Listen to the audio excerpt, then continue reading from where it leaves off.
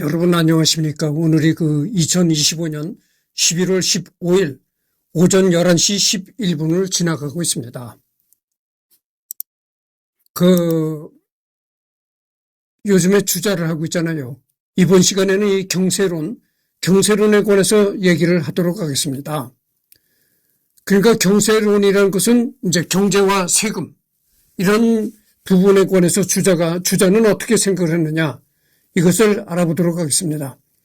그래서 여기 보면 이 손 모양도 생기고 그러잖아요. 이게 마우스 표시를 내가 마우스 표시가 뚜렷하게 나오도록 이렇게 설정을 했습니다. 그래서 이 마우스가 어디를 가리키는지 여러분들 이런 거를 마우스를 따라가면서 보시기 바랍니다. 예전에는 마우스 표시가 아주 흐리게 나오던가 마우스가 움직이는 게 잘 안 보였었거든요. 근데 마우스가 움직이는 게 아주 뚜렷하게 보이도록 내가 설정을 했습니다. 그러니까 여러분들은 이 마우스가 움직이는 것을 마우스 움직이는 대로 따라서 보시기 바랍니다. 주자는 무조건적인 복고주의나 통제주의를 주장하지 않았다. 토지론만 봐도 그런데 주자의 토지론이라는 간단하게 부의 불평등을 막고 자발적인 경제 주체를 만들기 위해서는 낮은 세율과 공평하게 나뉜 토지가 필수이다. 그렇지만 토지는 적고 사람은 많은 현실에서는 이걸 진짜 하려면 국가 개입이 지나쳐지고 그럼 오히려 더 큰 혼란을 초래할 것이다. 따라서 일단의 토지 국유화 대신 토지 간 경계를 확실하게 규정하고 토지 거래와 양도를 일정 정도 허용하는 것이 현실적이다라는 것이다. 그러니까 여러분들 우리나라가 굉장히 가난했잖아요. 굉장히 가난한 나라에서 굉장히 가난한 상태에서 이제 국가 경제를 발전시키기 위해서 이 정부가 지나치게 이제 경제 개입을 했던 겁니다. 그래서 관주도 경제니 정부 주도 경제니 이런 얘기가 이제 나왔었죠. 근데 요즘에는 이제 어떤 생각을 정부가 갖고 있냐면은 대부분 미래 경제 플랜 이런 거는 국가가 플랜이 있어야 되겠죠. 그렇지만 되도록이면 민간 경제는 이제 정부에서 개입을 안 하려고 합니다. 그러니까 시장 경제는 시장의 논리에 맡겨야 된다. 이런 주의죠. 지나치게 국가가 시장 경제에 개입을 하게 되면 오히려 그것이 역효과가 난다. 이런 얘기입니다. 바로 주자도, 바로 주자가 서기 1100년대 사람인데, 바로 주자도 그렇게 오랜 옛날 사람이지만 이런 생각을 했다는 거죠. 국가가 너무 지나치게 민간 경제에 개입하면은 오히려 역효과가 난다. 이런 생각을 주자는 갖고 있었다. 이런 얘기입니다. 주인은 3대 이상 통치를 찬양했지만 남성의 현실에서 정전제의 복원을 주장하는 과격한 복고주의에 매몰되진 않았다. 정전제. 기록상 등장하는 중국 최초의 토지제도, 실존 여부에 의문이 있으나 수천 년간 이상적인 토지제도로 주목받았다. 맹자, 주례, 춘추 등에서 언급된다. 하지만 그 실체에 대해서는 논란이 많다. 주공단이 창안했다는 설이 있으나 맹자에서는 백무를 일정으로 했다는 주대의 정전법을 기준으로 하여 설명할 뿐 창안자는 거론하지 않고 있다. 오히려 주나라 이전부터 미진하게나마 시행했다는 암시를 하는 듯한 구절이 있다. 정전제는 땅을 우물정자로 총부등분하여 외곽의 땅 8은 백성들에게 나누어주어 사적으로 소유할 수 있도록 하고 가운데의 땅은 공전이라 하여 공동으로 경작하는 제도이다. 사전에는 세금을 거두지 않으며 오로지 공전에만 세금을 거둔다. 맹자는 하나라는 50무의 공법을, 은나라는 70무의 조법을, 주나라는 100무의 철법을 썼다라고 설명했다.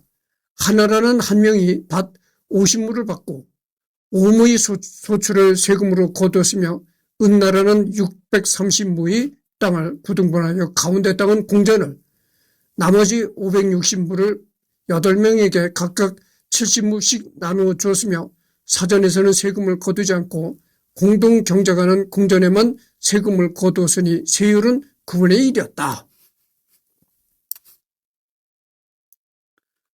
예를 들어서 땅이 10이 있다고 하잖아요. 10평의 땅이 있다면은 그 중에서 8평은 개인이 소유할 수 있도록 한다는 거죠. 그리고 나머지 이하를 이제 공룡이나 아니면은 국유나 이렇게 한다는 거죠. 그러니까 이런 생각이 뭡니까? 지금으로 말하면 이게 자본주의적 사고를 했다는 얘기죠. 그러니까 토지를 전부 다 이 국유화나 공룡으로 하는 것이 아니고 10평의 토지가 있다면 8평 정도는 개인이 소유할 수 있게 하고 나머지 2평 정도는 이제 공공택지나 아니 뭐 택지가 아니라 하더라도 농지 그렇지 않으면 국유 이렇게 한다는 거죠.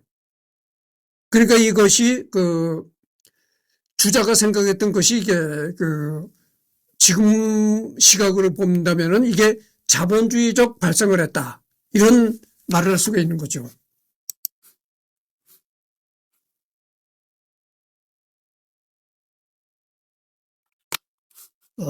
그래서 토지 재분배를 위해 국가가 무리하게 경제에 개입할 경우 예기치 못한 혼란이 야기될 것이라 경고하고 있다.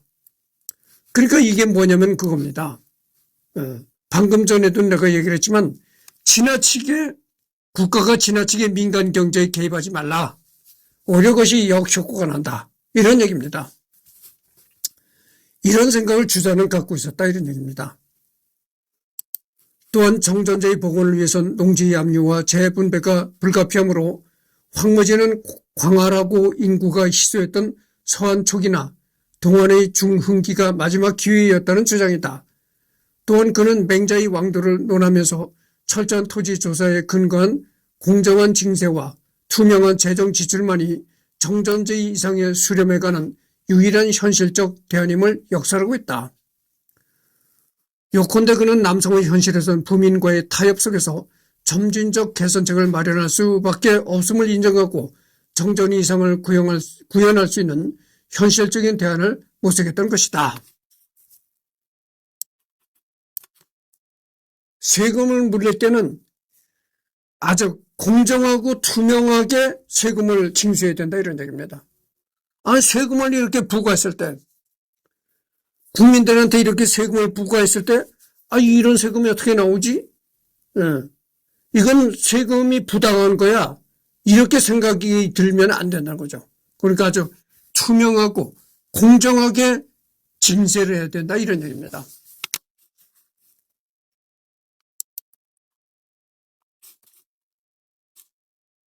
그러니까 주자가 생각했던 이런 생각들이 지금 현대 국가에서도 적용될 수 있는 그런 생각들입니다. 한편 상황의 천맥제와 양염의 양세법에 대한 주의 비판적 입장과 결부를 시켜보면 양세법, 당나라 시기에 이르면 그 혼란의 혼란과 왕조교체, 강남 지역의 점령 등으로 인해 다시 한번 균전제를 널리 시행할 수 있는 환경이 조성되었다. 따라서 균전제는 널리 퍼져 정남에게 백문의 땅을 주었고 이른바 조용조라는 제도가 출현하였다. 조는 토지에 부과해서 거둬들이는 곡물, 즉 토지세로 매년 2석이었다. 용은 진용부역, 즉 노동력 징발 20일 정도. 조는 다시 집마다 부과하는 토산물들, 견포류 2장 및 진면 3장이다. 부담은 꽤 적은 편이긴 하였다. 그리고 귀족이거나 관리들은 이런 거 안 했다. 또 여기다 흉년이 들면 부담금을 감소시켜주니 백성들은 나름 살만난 편이었다. 다만 지방에서는 자별하고 문자 그대로 자빌이 조금 있기는 했다고 한다.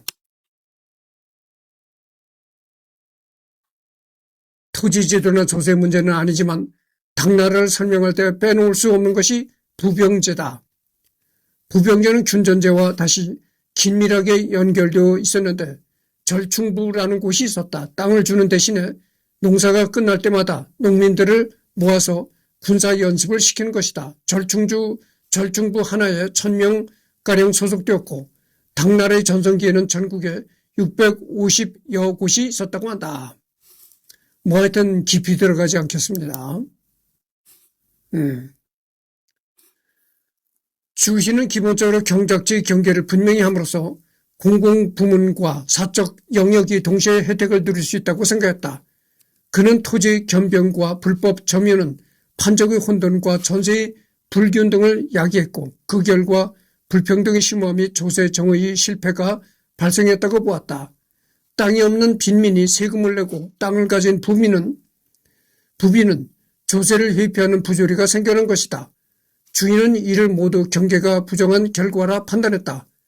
주인은 백성의 직업적 안정성, 직능의 분화, 토지 매매의 금지 및 황무지 개간의 장려를 통한 자영 농민 계층의 육성이 농촌 경제의 기초라고 생각했다. 그는 고대의 정전제를 모방해 호구의 숫자에 따른 토지 점유의 원칙 아래 일부가 백모의 전지를 점하는 이른바 수전지제의 재도입을 경계법 시행의 기본 전제로 주장한다.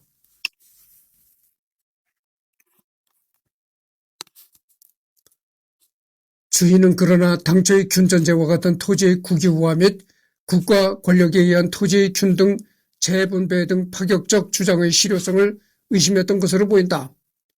그는 정부 관료와 공신들에게 할양되었던 공전의 경우 법적 재정비를 통해 침탈, 매매 및 대여 등의 불법 행위를 언금해야 한다고 주장한다. 반면 그는 일반 지주 및 자영농 계층의 사적 소유권을 상당 부분 인정해야 한다고 생각했다.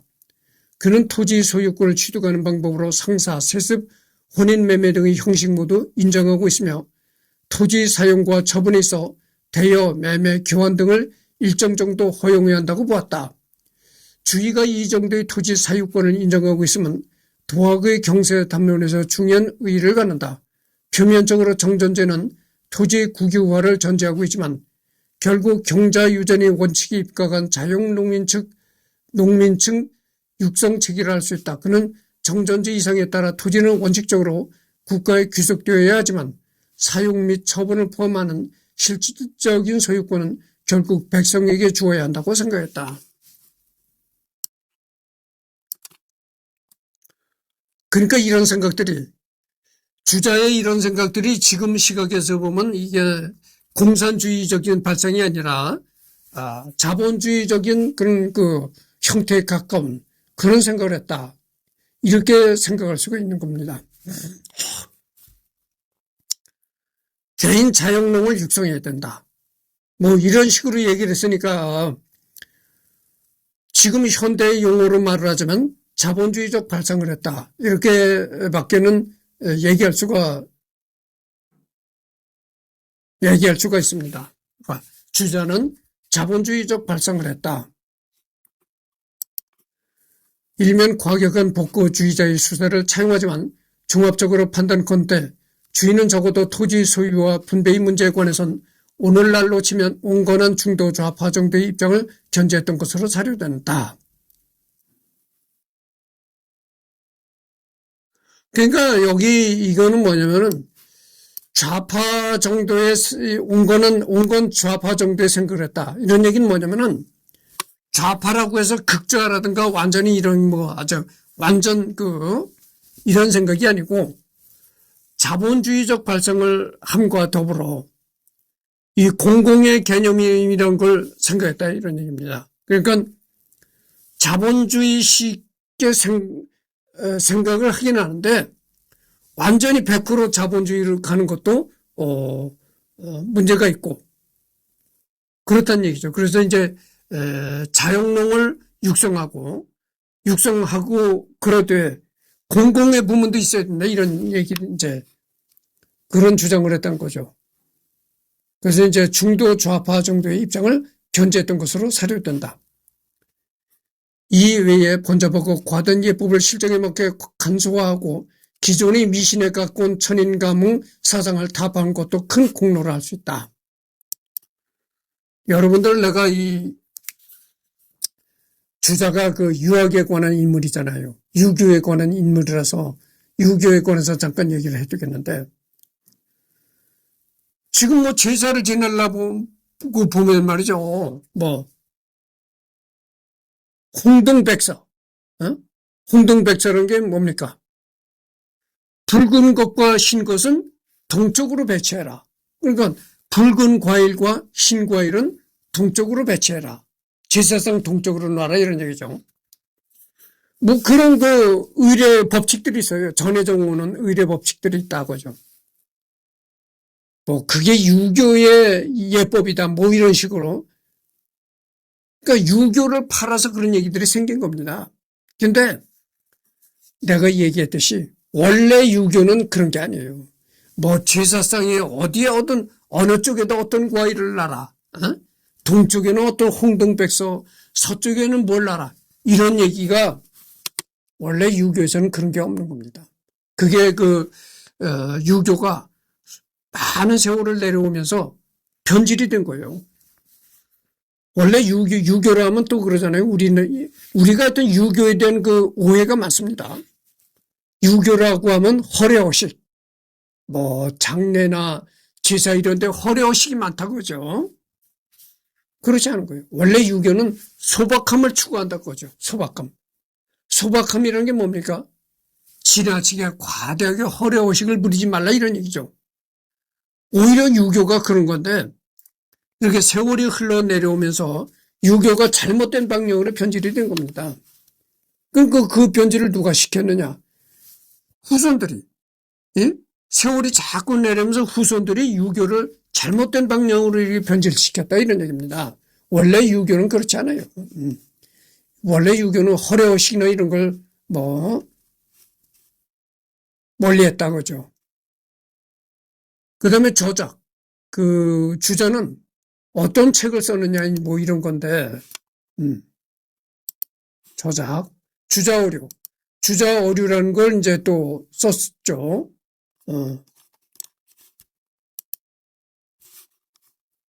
이것이 이제 주자가 쓴 주자어류라는 책입니다. 여기 나왔잖아요. 주자어류라고 이렇게 나왔습니다. 이게 이제 주자가 쓴 책이다 그죠. 모두 140권, 14,200여 조목으로 이루어진 대작이다. 분량이 엄청나죠. 140권이라고 하니까. 이 주자가 쓴 책이 140권이고 14,200여의 조목으로 이루어진 대작이라는 것이죠. 목차. 여러분들 책을 이렇게 펼치면 제일 처음에 뭐가 나옵니까? 목차가 나오잖아요. 이 책이 어떻게 되어 있는가 이 순서가 나온다는 거죠. 그 순서가 무려 14,200여의 순서로 되어 있다 이런 얘기죠. 그리고 얼마나 이 책이 방대한 책인가를 알 수가 있는 거죠. 엄밀히 말하면 주의가 쓴 것이 아니고 주의 강의를 제자들이 받다 적은 필기 노트를 종합해서 주제별로 분류한 것이다. 이 책은 말이죠. 주자가 쓴 것이 아니고 주자가 직접 집필한 것이 아니고 그 주자의 제자들이 주자가 강의하는 것을 이제 메모를 했다가 책으로 편찬한 거다 그죠. 그러니까 주자 본인이 집필한 것이 아니고 주자가 했던 말이나 연설 이런 거를 이제 제자들이 메모를 했다가 책을 엮어낸 것이다 이런 얘기입니다. 약 50% 정도가 한국어 혹은 일본어로 번역된 듯하다. 회암집, 주희문집이다. 주자대전, 문공집 등 여러 이명이 있으나 그 내용은 대동소이하다. 서양으로 따지면 전집 같은 것으로 그 사람의 글을 모두 모은 책이라는 뜻이다. 전통적인 문집의 체제에 따라 여러 장르의 운문과 산문을 모았지만 단독 저서는 빠져있다. 또한 주의 제자의 노트 필기이지 주의 본인의 글이라고 할 수 없는 주자어류 또한 빠졌다. 근사록, 주자와 여동네가 집필한 책으로 주돈이 등 전 시대 여러 성리학자들의 견해를 소개한 후 이에 대해 논하는 방식으로 쓰여진 주자공인 성리학 입문서이다. 사서 집중. 논어맹자 대학 중용의 사서에 주석을 단 것으로 성리학과 그것을 따르는 조선에서는 표준적인 주석서였고 학문적 의의도 크다. 사서 홍문 플러스 논맹 정의. 사서 집주와는 별개로 묻고 답하는 방식으로 사서를 해설한 저서이다. 논맹 정의는 논맹 홍문을 바탕으로 지금까지 논어와 맹자에 대한 주석을 총망라한 저서이다. 주역본의 역학계몽. 주역에 대한 주석서로 우리나라에서는 정자의 주역 전의가 주로 쓰여져 다소 콩라인이라는 느낌이 없지 않았지만 그래도 많이 쓰였다. 역학계몽은 역학 전반에 대한 임무서로 주역본의 이치에 역학이 입문하는 촉자를 위해서 쓴 저서이다. 주역에 대한 해설서도 이제 주자가 붙였다는 거죠. 그리고 여기 나오면 이제 논어 맹자 대학 중용 여기에 대한 해설도 주자가 썼다 이런 얘기입니다. 시집전 시경에 대한 주석서 다른 주석서들과 마찬가지로 조선에서 표본 시경 주석서를 쓰였다. 담험 홍대웅이 청나라에 갔다가 청나라 유학자들이 시집전을 우회적으로 비판한 말을 듣고 크나큰 깨달음을 얻게 해준 저서이기도 하다. 주자가래 의례 경전통해. 본래 주자가래는 의례 경전통해의 한편으로 의례 경전통해는 유교 경전 의례를 주석한 책이다. 각자 생전에 완성되지 못하고 제자들이 완성했다. 태극도설해 태극본의 주돈이 태극도설을 해설한 책으로 조선시대 태극론 이해의 핵심적인 책이었다. 통서주 주돈이 저서 통서를 해설한 책이다. 지금 22분을 경고하고 있습니다. 연평단문 주자와 스승 연평 이동과 학문에 대해 토론한 편지를 모은 것이다. 주자대전 생전에 쓴 책은 아니고 명나라 시대에 간행된 책으로 주자를 비롯해서 모든 성리학의 학설과 내용, 주장을 모조리 담은 성리학 저서의 결정체이다. 조선에서도 수용되어 큰 영향을 미쳤다. 소학, 동몽수지 둘 다 어린이용 교재이자 수신서. 다만 우리나라에서는 소학이 압도적으로 인지도가 높다. 여러분들 내가 전번 시간에 한문서당 얘기를 하면서 천자문을 다 떼고 나면 뭘 배우느냐 이걸 얘기를 하려다가 갑자기 딱 막혀가지고 얘기를 못했단 말이죠. 천자문을 다 뗀다면은 그 다음엔 무제시 명심보감. 여러분들 그 명심보감이라는 얘기 많이 들어보셨죠? 천자문 다음에는 이제 무제시 명심보감. 그 다음에 여기 나오는 소학, 동몽수지 이런 것을 배우는 거죠. 그래서 이제 수학, 동몽수지 이런 걸 다 명심보감 이런 걸 다 떼고 나서 그 다음에 이제 논어맹자대학 중용으로 들어간다 이런 얘기죠. 그러니까 지금 현대 교육으로 말하자면 천자문 교육은 초등학교 교육이라고 할 수가 있고 그 다음에 명심보감, 무제시, 그 다음에 이런 거, 수학, 동몽수, 이런 거는 중등학교 교육이다. 그리고, 이 논어맹자 대학 중용이 지금으로 말하면 대학 이상의 교육이다. 이런 얘기입니다. 그래서 이제 논어맹자 대학 중용까지 다 독파한다면은 과거 시험에 도전하러 이제 한양으로, 보따리 짐을 싸들고 한양으로 간다 이런 얘기죠.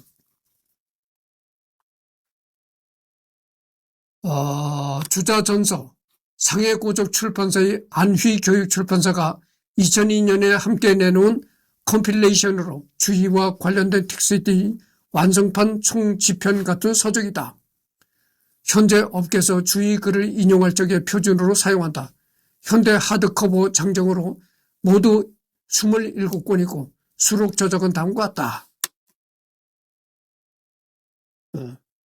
주역본의 역학계몽 시집전, 의례경전통해, 사서장구집주 사서홍문, 7. 논맹정의, 8. 11. 자치통감 강목, 12. 8조 연맹 신원행록, 일학 연원록, 그다음에 13. 소위주 현석 전의도, 태극도설의 통서주 서명해 근사록, 연평단문, 동몽수지 소학, 음부경주 주역 참동 계고이, 그다음에 14에서 18 주자오류, 19 초사집주 참여 선생 집고이, 20에서 25 회암 선생 주문 공문집, 그다음에 26 주자 일문집록, 27 부록이다 이런 거죠. 이것이 주자 전서라는 책에 목차가 이렇게 되어 있다는 이런 얘기입니다.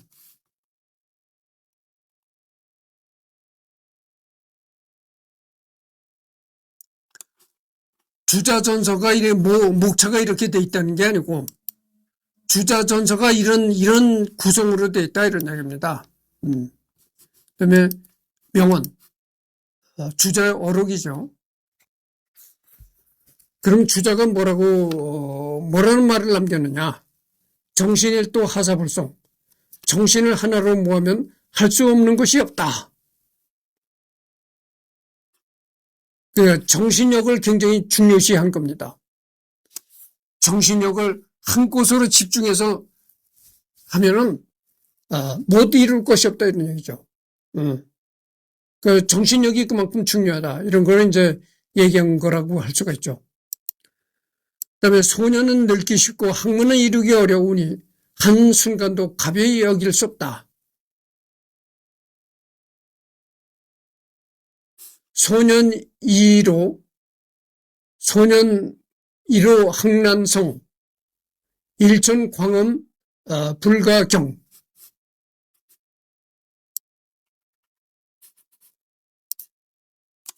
나이 어린 소년이 세월이 흘러가서 늙어지는 건 순식간이다. 그러나 학문을 이루기는 어렵다 이런 얘기입니다. 여러분들 세월이 화살같이 빠르잖아요. 화살같이 빠릅니다. 그러니까 일생이 그렇게 빨리 간다는 거죠. 사람 일생은 그렇게 빨리 가는데 그 빨리 가는 세월 속에서 학문을 이루기는 어렵다 이런 얘기입니다. 요즘은 보기 힘들지만 옛날에는 수험생 책상에 자주 붙여놓기도 했다. 그래서 이 말을 소년이로 학난성 뭐 이런 게 지금은 이런 얘기를 잘 하질 않고 또 공부하는 학생도 이런 얘기를 하지 않는데 여러분들 지금은 한글 전용 시대라 예전에 이렇게 한문 자의 그런 명언들을 잘 새기질 않습니다. 뭐 소년이라 학난성 뭐 이런 거를 잘 생각하지 않거든요. 근데 예전에 공부하는 사람은 이런 걸 많이 이제 이런 주자가 말한 이런 거를 책상머리에 붙여놓고 다시 가구를 닫아 놓고 이런 글귀를 많이 이용을 했다 이런 얘기입니다. 조부는 승사랑을 지냈다. 그러니까 주자의 할아버지는 승사랑이라는 벼슬을 지냈다. 부친은 현위를 지냈다. 아내는 1130년생으로 1146년에 주위와 혼인했다. 장남은 음서로 장사랑, 전운사, 총령을 지냈다. 차남은 음서로 적궁랑을 지냈다. 막내는 음서로 공부시랑을 지냈다. 음서라는 게 뭐냐면은 그겁니다. 뭐 아주 공정한 이 과거 시험을 통해서 등용이 된 게 아니고 음서라는 건 한마디로 아버지가 그 벼슬에서 그 아들이 아버지의 대를 잇느냐고 아들도 합당한 벼슬을 받는 거 그것을 음서라고 하죠. 그러니까 벼슬을 이어받는 거 그거를 음서라고 하는 겁니다. 여담, 고려고종대 주의 증손자인 주잠이 몽골 제국의 침략 위기로 어지러운 남성을 떠나 고려로 귀화해 주의를 시조로 삼고 신안주시 중시조가 되면서 주의 후손은 대한민국에도 남아있다. 그러니까 여러분들 주시가 있잖아요. 성씨 중에, 대한민국 성씨 중에 주시들이 있다 이런 얘기죠. 그래서 이 신한주시가 이 주의를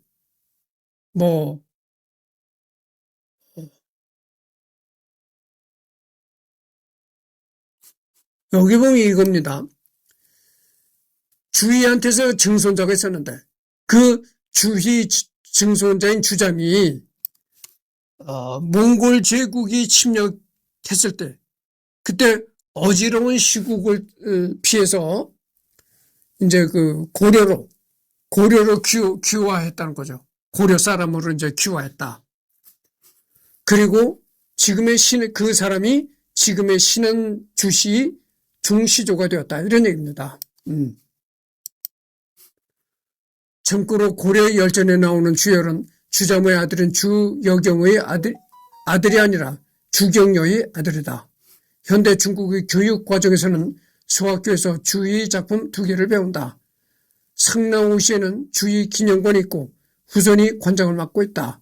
대학 수학 능력 시험 사회탐구 영역인 윤리와 사상에서 의뢰 킬러파트로 출제된다.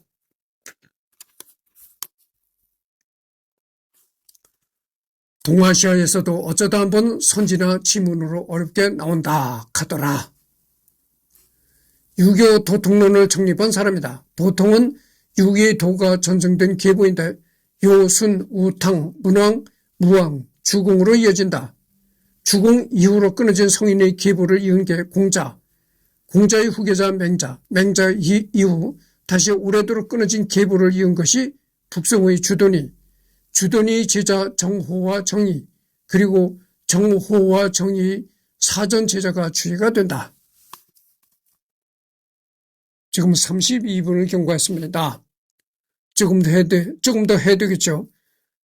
보통 삼국지 마니아들은 유비의 촉한을 정통으로 보는 경향이 있는데 주희 역시 촉한 정통론을 지지했다.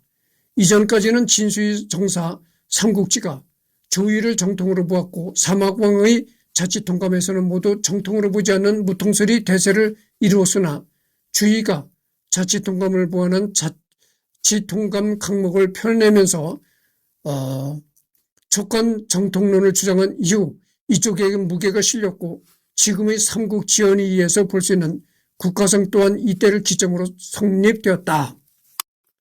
다만 촉한에 대한 사람들의 반응은 이미 송나라 이전부터 호의적이었기 때문에 딱히 주의 혼자서 주장에 이렇게 대세가 된 것은 아니다.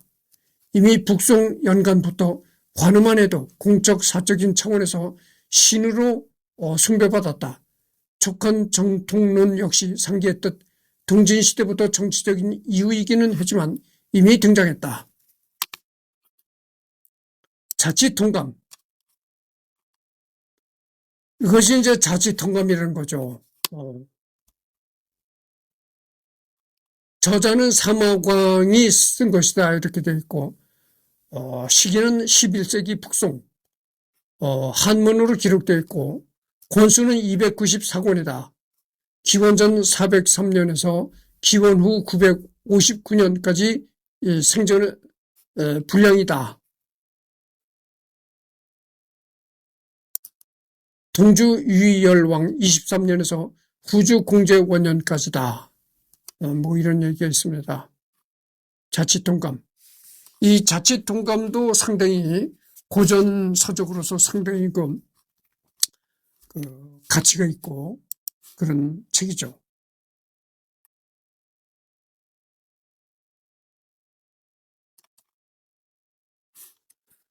주의가 촉한 정통론을 내세운 것이 본인이 제갈량의 광팬이었던 점도 한몫했을 것이다. 실제로 그는 제갈량에 대해 왕을 보좌할 만한 뛰어난 재주가 있고 유학자의 기장이 있으니 이윤과 강태공에게 비길만 하고 관중과 악의보다 낫도다라는 평을 할 정도로 제갈량을 높이 평가했다. 아예 와룡암이라는 암자까지 지어서 기거했을 정도고 심지어는 맹자 이후 인물로는 오로지 장량과 제갈량 이 두 사람만 있었을 뿐이다 라는 발언을 하기도 했다.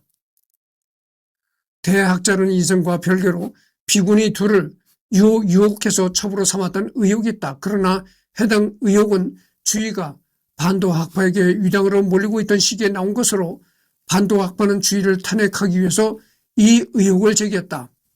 그래서 이 의혹이 사실인지 아니면 반도 학파의 루머인지에 대해서는 논쟁의 여지가 있다. 게다가 주의를 유약으로 몰기 위해 이 의혹을 제기한 심계조는 정작 이 의혹을 핵심적인 죄로 언급하지도 않았다. 수직나는 주의가 지방권 시절 비군이를 환속시킨 일이 있는데 이 일이 와전되어 반도 학파에게 이용된 것이라고 주장한다. 마지막으로 주의가 이 사건을 자신이 한 일로 인정했는지 여부는 확실치 않다.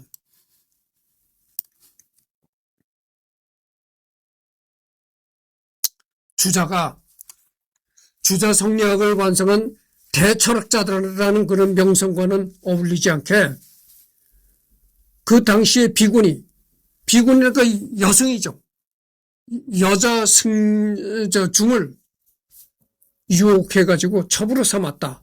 뭐 이런 얘기도 있었던 겁니다. 그러니까 뭐 여자 중과 스캔들이 있었다. 뭐 이런 얘기도 있었던 거죠. 근데 한편으로 생각해 보면 그 주자를 반대하는 반대 입장에 선 사람들이 주자를 중상모략하기 위해서 헛소문을 퍼뜨린 것이다. 뭐 이런 얘기도 있다는 거죠. 나에 대해서도 그렇게 헛소문이 많아요. 뭐 그런 얘기도 있다는 겁니다. 그렇잖아요, 여러분들. 상대를 망가뜨리기 위해서 있지도 않은 얘기를 헛소문을 내는 겁니다. 뭐 그럴 수도 있다는 얘기입니다. 깐깐한 성격 때문에 정적이 많았고 특히 자신과 학풍이 다른 당중우와 대립하여 1182년에 6차례에 걸쳐 당중우를 탄핵하는 상소를 올릴 정도였다. 탄핵 내용 중에 당중우가 기녀 엄애와 놀아나 음행을 일삼았다는 내용도 있는데 이를 증명하기 위해 엄애를 체포해 한 달간 넘게 옥사에 가둔 후 퇴장과 협권 등 가혹한 고문을 가하기도 했으나 결국 증거를 얻는 데 실패해 이 사건 자체가 주의 인생의 흑역사가 되었다. 이 주의가 주자가 너무 적을 많이 만들었다는 얘기입니다. 이 주변에 적을 많이 만들어가지고 그래서 이 주자를 모함하는 세력들이 많았다는 거죠. 필생의 논적인 상산 육구연이 사망하자 그를 조문하고서는 제자들 앞에서 이렇게 말한 일도 있다. 애석하다. 나의 고자가 죽었다.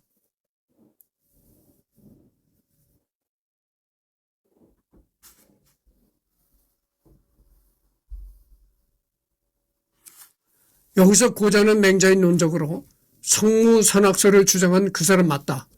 저 발언은 주자 어류의 한 대목인데 이 충격적인 한마디 이후로 어떤 부연 설명도 없기 때문에 무슨 뜻인지는 해석하기 나름이다. 맹자는 고자와 논쟁을 벌이면서 천하 사람들을 선동하여 인의를 깨부수는 것은 바로 선생의 말씀일 것이야 하고 고자를 비판하기도 했지만 고자는 일찍이 나보다 먼저 부동심의 경제에 이르렀다 하며 그를 인정하기도 했다. 즉 주자는 미운정 공운정 다 들었던 일생일대의 라이벌의 죽음을 허탈한 마음으로 한탄하는 것일 수도 있고 육구연이 끝내 자기 학설이 동의 안 하고 이단으로서 죽었음을 비아냥된 것일 수도 있다.